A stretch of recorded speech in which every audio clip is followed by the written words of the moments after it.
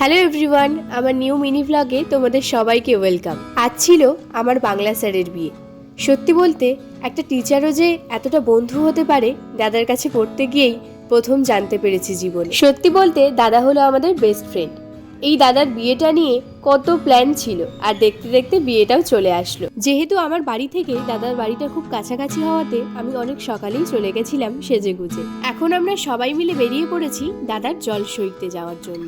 বিয়ে বাড়ির থেকে খুব বেশি দূরে ছিল না জলসাওয়ার পুকুর ঘাটটা, তাই জন্যে বেশি দূরে আমাদেরকে যেতে হয়নি। আমরা রাস্তার পাশে দাঁড়িয়েছিলাম, বউরা মিলে গেছিল জলসাওয়ার জন্য।